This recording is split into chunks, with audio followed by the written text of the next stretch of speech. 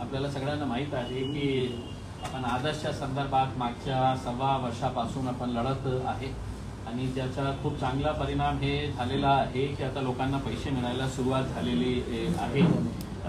ते 10,000 का होईना 25,000 का होईना, पण महाराष्ट्रामध्ये असं पहिली पतसंस्था आहे की ज्याच्यामध्ये ठेवीदारांना पैसे मिळायला सुरुवात झालेली आहे।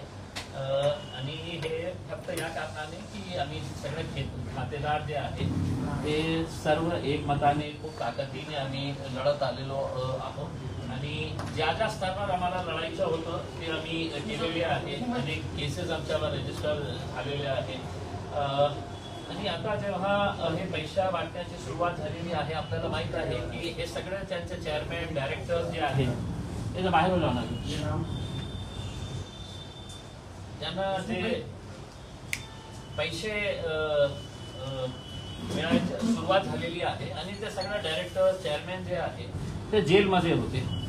आता हायकोर्टामध्ये त्यांची हिअरिंग सुरू आहे आणि अनेक असे जे डायरेक्टर्स आहेत ते बेलवर बाहेर येत आहेत। त्यांचे जे प्रमुख जे आहे ते मानकापे असू द्या किंवा अडाणी असू द्या आणि जे मेन जे होते ते आता जेलमध्ये आहे, तर आम्ही ते कधीही सुटतील आम्हाला माहित नाही आहे। अशा परिस्थितीमध्ये ते बाहेर जेव्हा येत आहे, आमच्या हातात काही डॉक्युमेंट्स लागलेले आहेत आणि त्या डॉक्युमेंट्स प्रमाणे हे सगळे प्रॉपर्टीज जे आहे ते MPID खाली पोलिसांनी हस्तगत केली होती। हे सगळे डॉक्युमेंट ते प्रॉपर्टी जे डायरेक्टर्सची होती आणि जे चेअरमॅनची होती मानकापे, त्यांच्या परिवारातले सगळे लोकांची होती, हे सगळं पोलिसांनी हस्तगत केली होती। आणि जेव्हा हे FIR रजिस्टर झाला होता 2023 मध्ये, तर त्यावेळी आम्ही सर्वप्रथम पोलिसांना काय सांगितलं होतं की साहेब आपली तुरंत तुम्ही सगळं रजिस्ट्री ऑफिसला, सगळं मंडल अधिकाऱ्यांना, सगळं तलाठ्यांना एक पत्र पाठवा की आदर्श असू द्या किंवा यशस्विनी असू द्या, हे सगळं त्यांचे डायरेक्टर चेअरमॅन जे आहे त्यांची जे प्रॉपर्टी आहे त्याच्यामध्ये काहीही बदल करायचं नाही, कोणत्याही प्रकारे ते विकता कामा नये किंवा फेरफार करू नये, हे पत्र त्यांनी पाठवले होते। त्याची प्रत पण आम्हाला आमच्याकडे आहे। आता एक प्रकरण असा आहे की जटवाडामध्ये एक जमीन होती, कुणाच्या नावावर, तर ते काय नाव आहे त्याचं, पवन देवीदास अधाने। आता पवन देवीदास अधानेची आई आणि त्याचे वडील हे आदर्श मध्ये जे प्रमुख लुटणारे जे लोक आहे त्यांचा समावेश आहे आणि ते जेलमध्ये आहे, हर्सूल जेलमध्ये आहे। त्यांचा मुलगा आहे तो पवन अधाने, डायरेक्टर कोणत्या कंपनीमध्ये आहे, यशस्विनी मध्ये आहे। तो यशस्विनीचा डायरेक्टर आहे आणि त्याच्याही बाबतीत पोलिसांनी स्पष्टपणे लिहिलं होतं की याची ही प्रॉपर्टी कोणत्याही प्रकारे विकण्यात येऊ नये किंवा त्याचा फेरफार करू नये।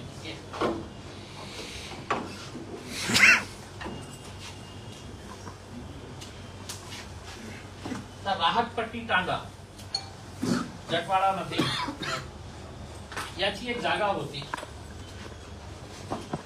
ते जागा त्यांनी विकली।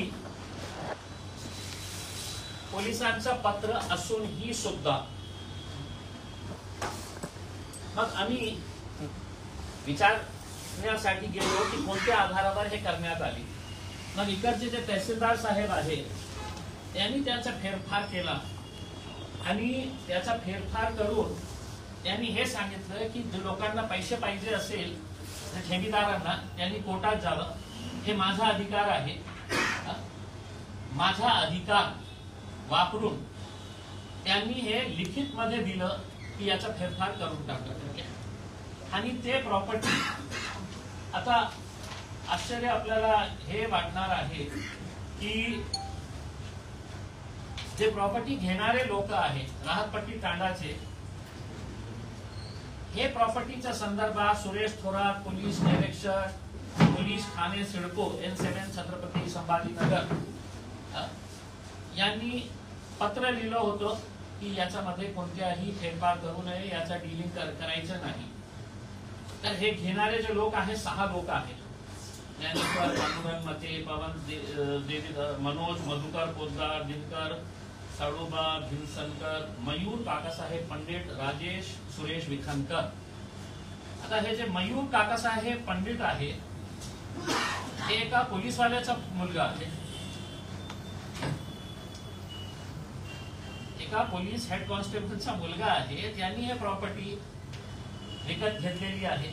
म्हणजे 1.25 वर्षापासून ते पोलीसवाल्याला माहित नाही आहे का की आदर्श आणि यशस्विनी मध्ये हे फरार घोषित करण्यात आलेला आहे म्हणून. ज्यांनी हे विकले पवन अधाने हे ऍब्स्कॉन्डिंग आहे. आणि तहसीलदार साहेबांनी हे जे दिलेले आहे आम्हाला की त्याची रितसर हिअरिंग घेण्यात आली होती. म्हणजे 2023 पासून ते 2024 पर्यंत त्यांनी रितसर हिअरिंग घेतली आणि त्या हिअरिंग मध्ये हे माणूस पण उपस्थित होतो. जे पोलीस म्हणते की ऍब्स्कॉन्डिंग आहे, ते फरार झालेला आहे. आता ते कुठे? तहसीलदार साहेबांचं ऑफिस इथे, मुंडलोड साहेब नाव आहे त्यांचं, रमेश मुंडलोड तहसीलदार. हे तहसीलदार साहेब रितसर हिअरिंग घेतली आणि पोलीस म्हणतो की हे आरोपी जे आहे ते फरार आहे. आणि जेव्हा हिअरिंग घेतली तर पोलिसांनाही पत्र पाठवण्यात आला होता की बाबा या हिअरिंग मध्ये तुम्ही पण या. पोलीस तिथे असून सुद्धा हे प्रॉपर्टीचा फेर करण्यात आला. आता तहसीलदार साहेबांनी 24 फेब्रुवारी 2024 ला 24 फेब्रुवारी 2024 ला त्यांनी ऑर्डर पास केली की याचा फेर करून टाका. आम्हाला काही मान्य नाही. पोलिसांनी सांगितलं असेल पण मी प्रॉपरली माझा इख्तियार, माझा अधिकार वापरून मी त्यांना हिअरिंग घेतली आणि मी त्यांना आदेशित करतो. मग त्यांनी मंडळ अधिकाऱ्यांना आणि कल्याणांना रिटर्न मध्ये पाठवले की याचा फेरफार करून टाका.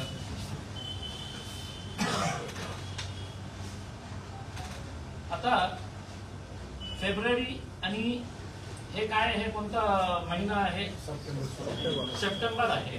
तर फेब्रुवारी मध्ये जेव्हा मुंडलोड साहेबांनी आदेश दिलं होतं तर ते फेरफार कधी करण्यात आला आहे? तर ते फेरफार करण्यात आला आहे 8/5/2024 ला.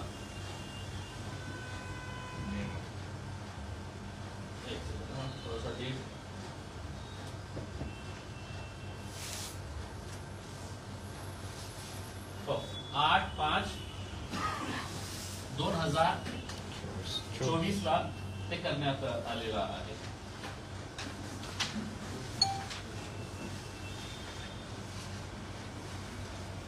हो, 8/5/2024 ला देवीदास अधानेची प्रॉपर्टी जी आहे ते त्यांच्या नावाने गेली.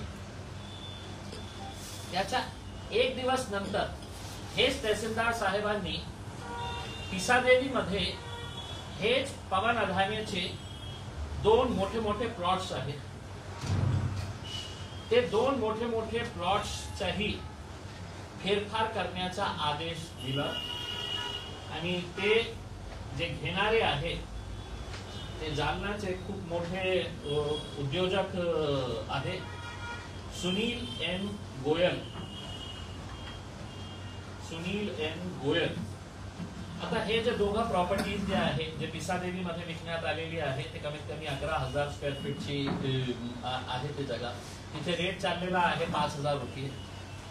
आपण कमीत कमी 5,000 रुपये किंवा 4,500 रुपये ही धरलं तर 5 कोटी रुपयाची प्रॉपर्टी आहे ते विकण्यात आली. एक वेगळी गोष्ट आहे की त्याचं रजिस्ट्री जे झालेली आहे ते फक्त 46 लाखची रजिस्ट्री दाखवण्यात आलेली आहे.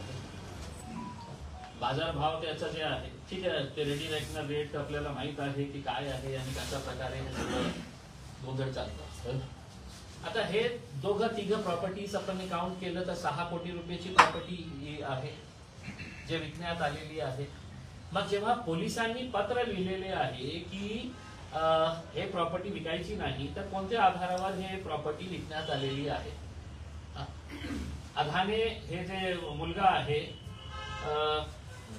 पवन अधाने हे ऍब्स्कॉन्डर घोषित करण्यात आलेला आहे. मग पोलिसांना त्यांना का भेटत नाही? पोलिसांना का ते का मिळत नाही? कुठे लपून छुपून तर ते रजिस्ट्री केली नाही.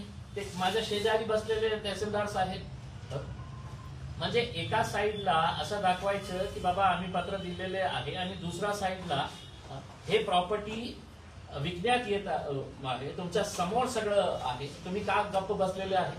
आता आमची मागणी हे आहे की उद्या आम्ही सगळं ठेवीदारांना घेऊन कलेक्टर साहेबांच्याकडे जाणार आहे आणि त्यांना विचारणार आहे की साहेब तुम्ही असं करा की हे इन्क्वायरी बंद करायला सांगा पोलीस कमिशनरांना आणि तुमच्या तहसीलदाराला हाती वर्दी घालून त्यांना सांगा की मीच इन्क्वायरी करणार, मीच आदेश देणार आणि पोलिसांना मी काही मानणार नाही.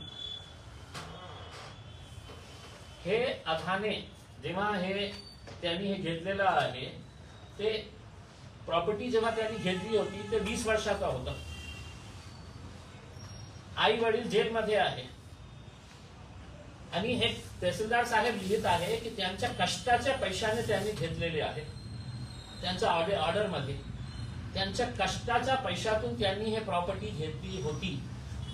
म्हणजे इन्कम टॅक्सला आपण दाखवलेलं आहे कसं आहे. जे पोलीसवाल्याचा मुलगा ज्यांनी हे प्रॉपर्टी घेतलेली आहे त्यांनी पैसे कुठून आणलेले आहे?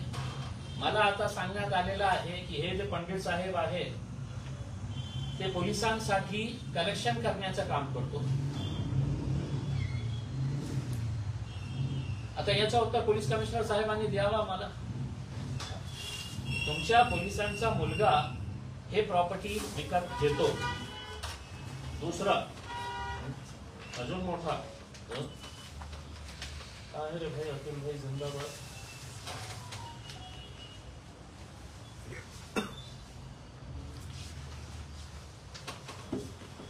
आता या आमचे आदरणीय त्यावेळचे सरकार मंत्री अतुल सावे साहेब हे लोकांना पैसे देण्याची जबाबदारी त्या जलीची नाही होती, सहकार मंत्र्यांची होती महाराष्ट्राचे. त्यावेळी अतुल सावे साहेब होते. डॉक्टर भागवत कराड देशाचे फायनान्स मिनिस्टर म्हणून पूर्ण देशामध्ये छाती फुगवून ते फिरत होते की मी देशाचा फायनान्स मिनिस्टर आहे. या गोरगरिबांचे पैसा देण्याची जबाबदारी त्यांची होती, माझी नाही होती. पण उलट त्यांनी त्यांचे पैसे न देता यांनी काय केलेले आहे, आता एक FIR रजिस्टर करण्यात आली होती. ते FIR ची डेट आहे 7 ऑक्टोबर 2023.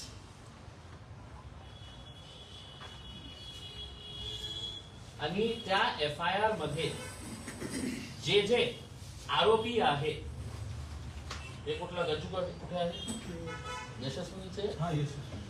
यशस्विनीची FIR कोणत्या तारखेला फाडण्यात आली होती? 7 ऑक्टोबर 2023 ला यशस्विनीची. आणि हे आरोपी मध्ये जे लोक होते ज्यांचे नाव होतं 16 लोक होते. त्याच्यामध्ये सखाराम अधाने, पवन देवीदास अधाने, मंगलराव साहेब मोरे, गणेश नानासाहेब शिंदे आणि असे खूप सारे लोक, 16 लोकांचं नाव होतं. आरोपी नंबर 14 गणेश नानासाहेब शिंदे. हे कोण होतं? माजी व्यवस्थापक, आदर्शचं माजी व्यवस्थापक, ते मॅनेजर होते. ते आरोपी आहे, FIR मध्ये आरोपी आहे यशस्विनीचा. ज्याच्यामध्ये पवन आधाने जे आहे ते फरार घोषित करण्यात आलेला आहे, ते आरोपी आहे. आणि तो पण नानासाहेब शिंदे पण फरार घोषित करण्यात आलेला आहे आजपर्यंत. याची प्रॉपर्टी कोणी घेतली तर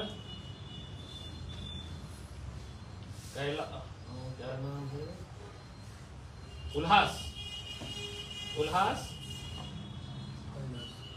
साळवे.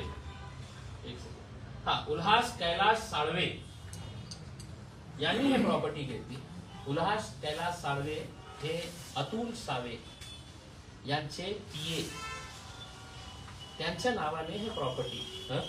आता पोलिसांचा रोल याच्यामध्ये काय आहे बघा. हे जे रजिस्ट्री करण्यात आली, फेरफार करण्यात आले, त्याच्यामध्ये लिहिलेलं आहे. मी आपल्याला फक्त इतकं वाचतो, तुम्हाला कळेल की काय आहे करके. पोलीस उपनिरीक्षक SIT पथक, पोलीस आयुक्त कार्यालय छत्रपती संभाजीनगर यांचे पत्र क्रमांक सो औरंगाबाद दिनांक सदर पत्रानुसार फेर न घेण्याबाबत कळविले होते. परंतु वरिष्ठ पोलीस निरीक्षक, विशेष तपास पथक, आर्थिक गुन्हे शाखा, छत्रपती संभाजीनगर यांचे पत्र क्रमांक 24/11/2023 हे महत्वाचं आहे, डेट महत्वाची आहे. 24/11/2023 सदर पत्र आधारे कळविले की गणेश नानासाहेब शिंदे हे गुन्ह्यात आरोपी नाहीत. सबब त्यांच्या मालकीची क्षेत्र 3.76 आर जमिनी 3.76 आर जमिनीचे फेरबाबत आपले स्तरावर उचित कारवाई करावी असे कळविले आहे. तसेच माननीय तहसीलदार खुलदाबाद यांचे पत्र क्रमांकाच्या आधारे नोंद करण्यात आलेली आहे. FIR कोणत्या तारखेला रजिस्टर झाली? 7/10/2023 ला. आणि हे विशेष काय हे वरिष्ठ पोलीस निरीक्षक, विशेष तपास पथक हे SIT स्थापित करण्यात आली होती. ते कोणत्या तारखेला पत्र देतो? 24/11 ला. FIR म्हणजे 1 महिन्याच्या नंतर ते पत्र देतो आणि ते सांगतो की हे याच्यामध्ये हे आरोपी नाही आहे, त्यांना विकून द्यायचे. त्यांनी लिहिलेले आहे.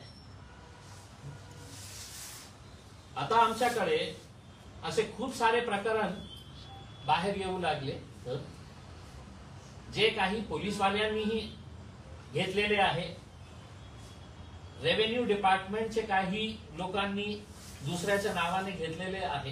प्रश्न हे आहे की जेव्हा MPID कायद्याअंतर्गत प्रॉपर्टी सीज करण्यात येतं तर कोणत्याही आधारावर ते प्रॉपर्टीच्या कुठल्याही प्रकारचा फेरफार किंवा रजिस्ट्री होऊ शकत नाही.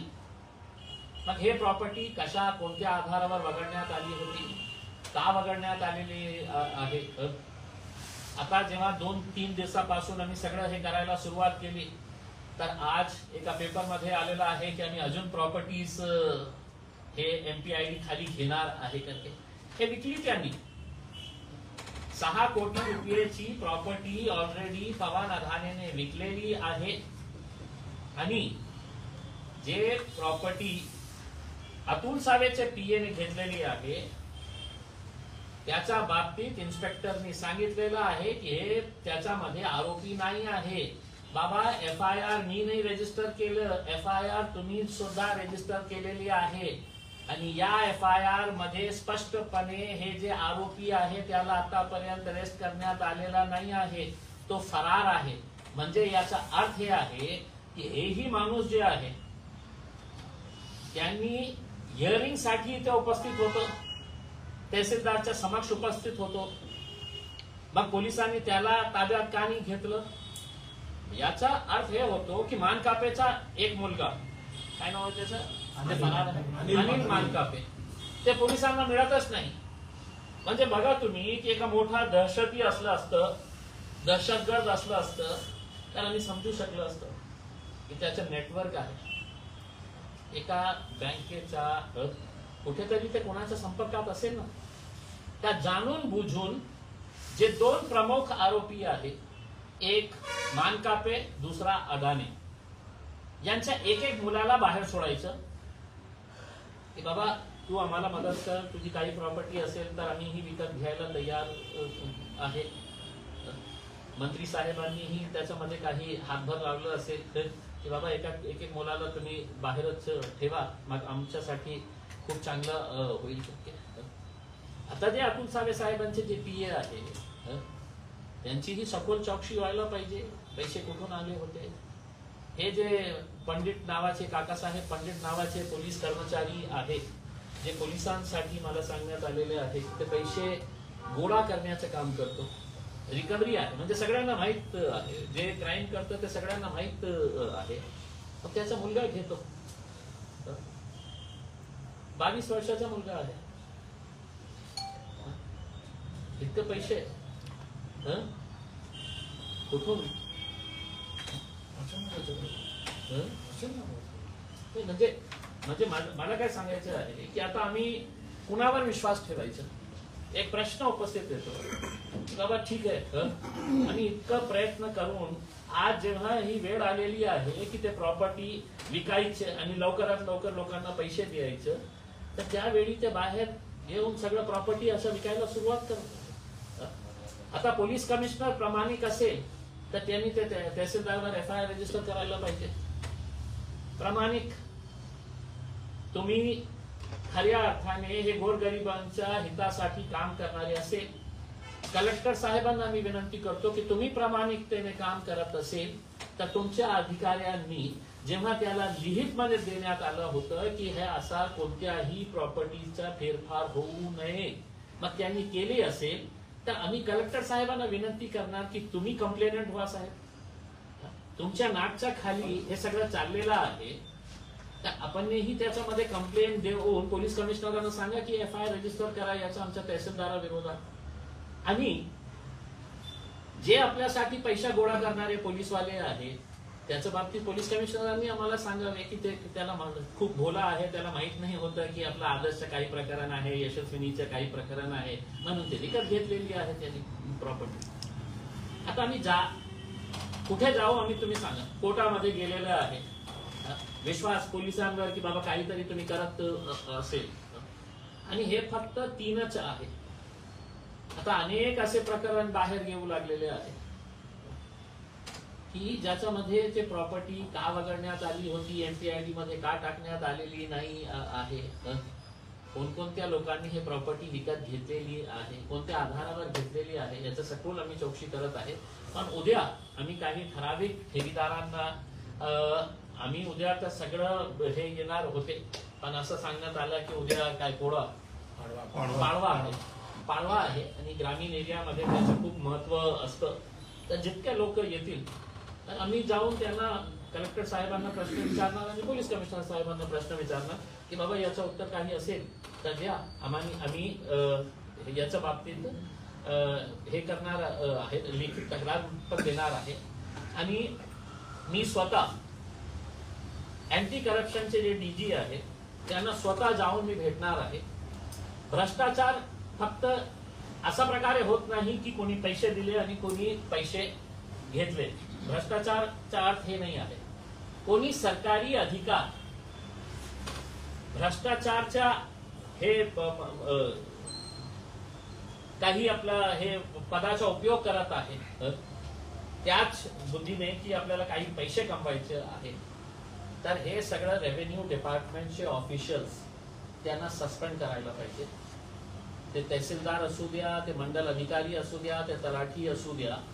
आणि पोलिसांनीही हे कोणत्या आधारावर हे जे इन्स्पेक्टर साहेब, आदरणीय इन्स्पेक्टर साहेबांनी लिहित मध्ये दिलेले आहे, ज्याच्या आधारावर तहसीलदार तर आपला हात वर करणार, साहेब मी काय करू, पोलिसांनी सांगितलं हे आरोपी नाही आहे, मी करून टाकली. तर हे खूप महत्वाचे प्रश्न आहे आणि अजून खूप सारे इश्यूज आम्ही घेतलेले आहेत. मी PIL फाईल केलेली आहे, त्या PIL मध्येही एक मुद्दा मी कोर्टासमोर आणणार आहे. थोड़ा सा माइक ऊपर कर लो, आवाज नहीं कितनी जमीन की वैल्यूएशन कितनी है, पिसा देवी की जमीन की वैल्यूएशन क्या है? देखिए पिसा देवी सर उसमें गैप का आवाज नहीं आ रहा. अरे रुको ना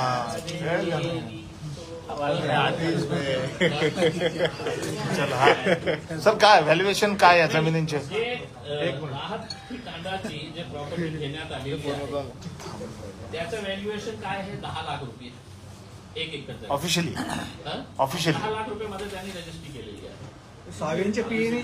नाही हे जे दोन्ही आरोपी आहेत जे तहसीलदाराकडे हिअरिंगला आले होते, हे फरार असताना त्यांच्याकडे कसे काय येतात, मग पोलिसांना सापडत नाहीत का?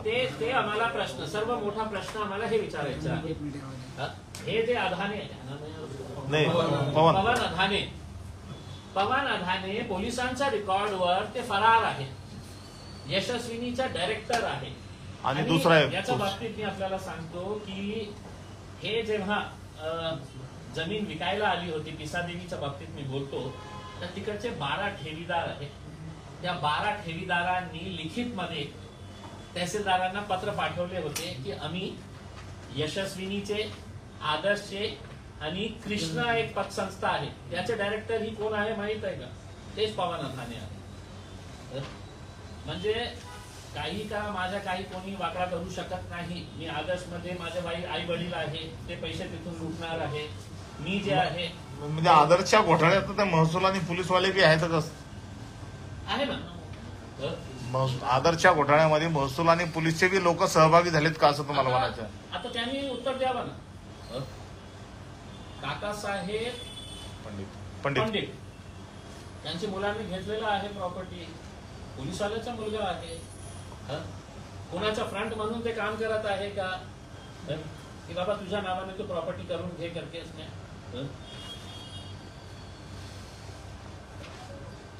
यांनी कुठली घेतलेली आहे?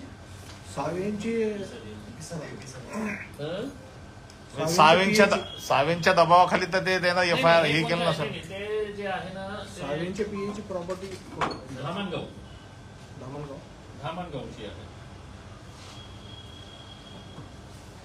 ते सुनील एन गोयल खूप मोठे उद्योगपती आहे. कोणी हे जाणण्याचे किती काय करते स्टीलचे त्यांनी नाही एकच नाही, ते रेसिडेंशियल प्लॉट्स आहे.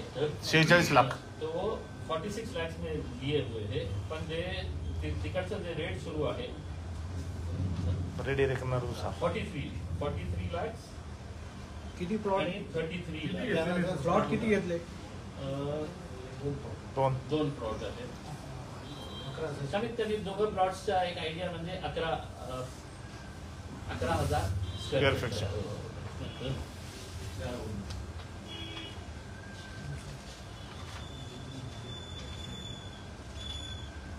राहटपट्टी तांड्यामध्ये काकासाहेब शिंदे 5 लोक आहेत. ज्ञानेश्वर मटे, मनोज पोतदार, दिनकर, भीमशंकर, मयूर, काकासाहेब पंडित आणि राजेश लिखाणकर. अतुल सावेचे पीएचं नाव. साळवे त्याने कुठे घेतलेली आहे ती? ते कैलाश साळवे. एरिया कोणता? धामणगाव 3.. MPID मध्ये नेमक्या किती प्रॉपर्टीज आतापर्यंत त्यांनी हे केलेल्या आहेत, सर्टिफाईड केल्यात किंवा हे आमच्याकडे आहेत आणि अजून म्हणजे हे वगळण्यात आले का सुरुवातीपासूनच नव्हते MPID मध्ये? या प्रॉपर्टीज MPID मध्ये सुरुवातीपासून नव्हत्या का? मला माहित नाही ते मतलब MPID मध्ये होते किंवा नाही. होत असेल. SIT काय केलं मग? मुख्य प्रश्न हे आहे की समजा ते MPID मध्ये पहिल्या लिस्ट मध्ये त्यांनी नाही घेतलं असेल, दुसऱ्या लिस्ट मध्ये घेणार आहे. प्रश्न हे आहे की मानकापे असू द्या, अधाने असू द्या, त्यांचे बँक मॅनेजर्स आहे, जे आरोपी आहेत त्यांच्या सगळे प्रॉपर्टीज जे आहेत ते MPID मध्ये आले होते. तर ते नावाने महत्वाचं आहे की एका साईडला तुम्ही म्हणतो की पवन अधाने ऍब्स्कॉन्डिंग आहे, फरार आहे, आम्हाला मिळत नाही आहे. त्याची सगळी प्रॉपर्टी यशस्विनी मध्ये ते कोणत्याही प्रकारे त्याचा रजिस्ट्री, त्याचा फेरफार होऊ नये याच्यासाठी पत्र देण्यात आलं होतं. तरी आता तहसीलदार साहेबांनी सांगितलेले आहे आणि तहसीलदार साहेबांचा ऑर्डर तुम्ही बघितलं तर इतकं म्हणजे मला काही देणं घेणं नाही. अर्जदार यांचा अर्ज नामंजूर करण्यात येते. प्रकरणात मौजे राहटपट्टी तांडा गट क्रमांक 20 मधील फेरफार नंबर 947 मंजूर करण्याबाबत सक्षम अधिकारी यांना परवानगी देण्यात येते.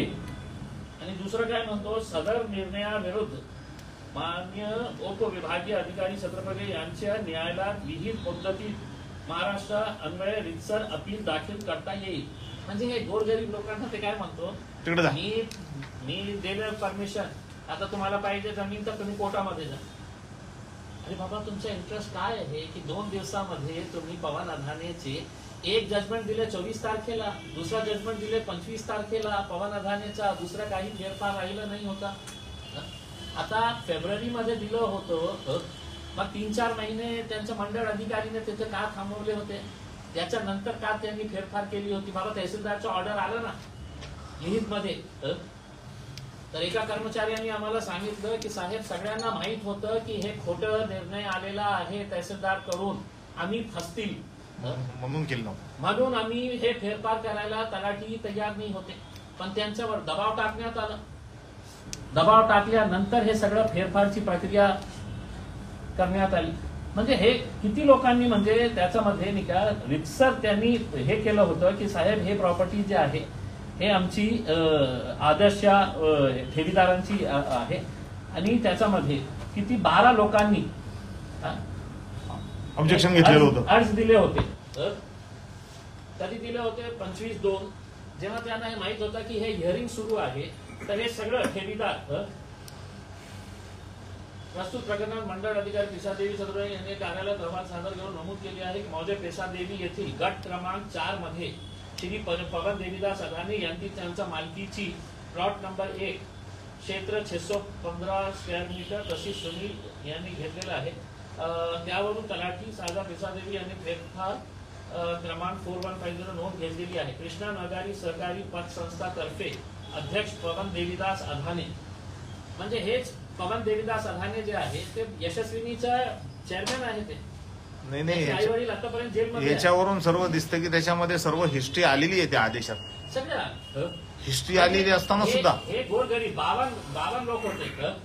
शिवाजी नारायण गायके, गंगूबाई, श्रीमती गंगूबाई नारायण, श्रीमती सुनीता रवींद्र मते, सुनीता दादाराव काळे, हे 12 लोकांनी तहसीलदारांना विनंती केली होती की साहेब हे जमिनीचा फेरफार करू नये, आम्ही लिखित मध्ये देतो की हे फरार आरोपी आहे आणि हे जमीन जे आहे एनपीआयडी खाली आलेली आहे. पोलिसांनी याच्या बाबतीत काहीही तरी सुद्धा त्याला काहीही महत्व देण्यात आलेलं नाही आहे. आता आमचा प्रश्न आम्ही खालच्या अधिकाऱ्यांना विचारणार नाही. कलेक्टर साहेब आणि पोलीस कमिशनर साहेबांनी याच्या बाबतीत आम्हाला उत्तर द्यावे, नाहीतर आम्ही पुन्हा जिल्हाधिकाऱ्यासमोर सर्व ठेवीदारांना घेऊन खूप मोठा आंदोलन आम्ही करणार आहोत.